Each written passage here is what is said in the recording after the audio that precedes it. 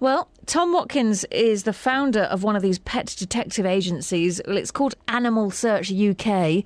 Good morning, Tom. Morning, Francis. I'm not wrong, am I? I mean, we love our pets. People Absolutely. want to be reunited with them. That's right. A pet is like a member of the family. In fact, they are a member of the family, and my dog is to me. And every owner out there that has a cat or a dog or any other kind of pet will appreciate that fully.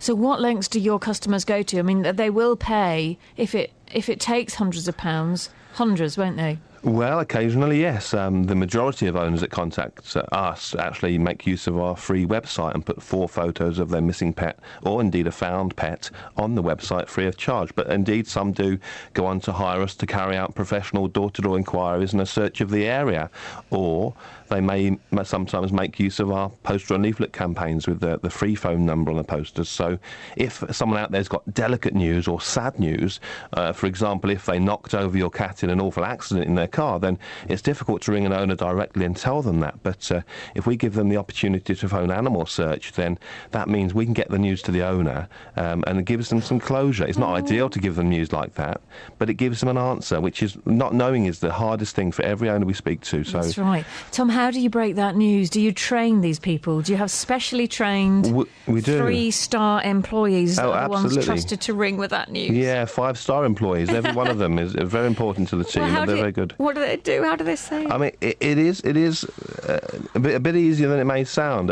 We are fairly frank with people, but honest and gentle with it, and they would rather know that. That's the important thing. And if we can give them an answer to their mystery as to where their pet went, then that's better than nothing. But very often, I must stress that the majority of cases, we do find the pets, and it's great, happy endings all round. So we're pleased to say that is the case in most instances. Now, tell me about Steve from Nottingham, who had a 3-legged deaf cat. Yeah, well, Steve indeed owns, and still owns, I'm pleased to say, Henry the cat, who did have one leg amputated earlier in his life, and is deaf to boot as well.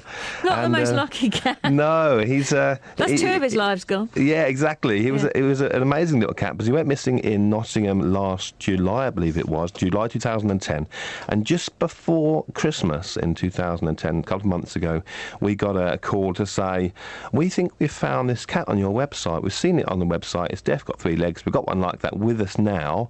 And this lady that was phoning in, sure enough, she did have Henry, and he'd managed to make his way, believe it or not, to Derby. So we're not quite sure how he ended up there, whether he trotted on 3 legs all the way or whether he hitched a ride on a vehicle. But it was an amazing end. And Steve, the owner, was sort of thrilled to tell us that it was actually Henry when he went to collect him. So marvellous story, and thanks to the website and indeed the posters that we made. So hopping his way along the A52 perhaps. Yeah, absolutely. Oh, wow. And so what, this lady had just been looking after him? Well, she was from a cats protection branch, and I think what had happened is we'd either sent her a poster about Henry, just as we do normally when we do a poster campaign. We contact all the rescue centres in the local area and surrounding regions. She'd either had a poster and kept it, or she'd gone to our website and seen Henry displayed on there. One of the two was the way it happened, and she was thrilled as well, and everyone concerned had a wonderful Christmas, including Henry in front of his fire, back at home with his 3 legs and not hearing much of what was going on. Oh, that's lovely.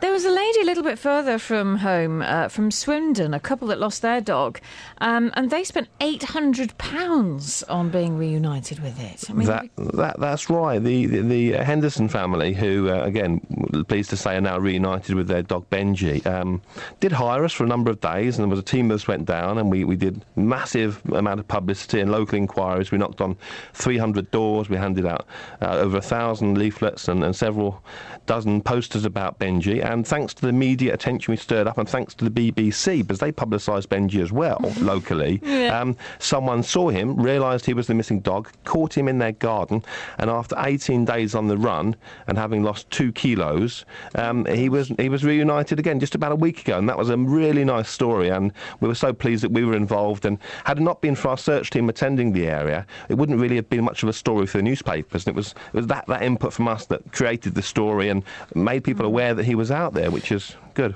I'm presuming that you have to pay the money up front to hire these teams. You don't, only get paid when you find the animals.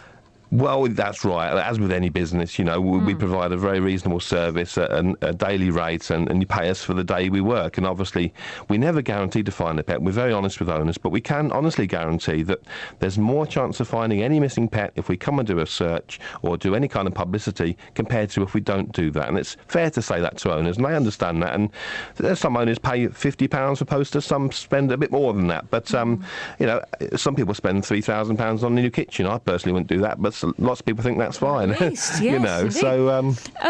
And Tom, your background is in detective work anyway, isn't it? That's right, yes. I was a police officer when I left school. I did training for 2 years as a cadet, and then joined the West Midlands Police and had a very successful career with them, and I enjoyed it immensely. But although I learned a lot in the police, I got a bit disillusioned with criminals getting off too lightly, in my opinion. So I left to set up something of my own and combined my love of animals, pets and helping people to form Animal Search UK. And here we are 12 years later, and we're the biggest company of our kind that nobody's ever heard of. But we're working on making that change, because generally you haven't heard of us unless you've either lost or found a pet. And if you do indeed tap in lost cat to, say, Google, then our website does come up, and that's when people find out about us and make use of our very helpful service. Well, Tom, thank you so much You're for welcome. talking about that. And I'm glad Steve and Henry were reunited, the three-legged cat that ended up in Derby and back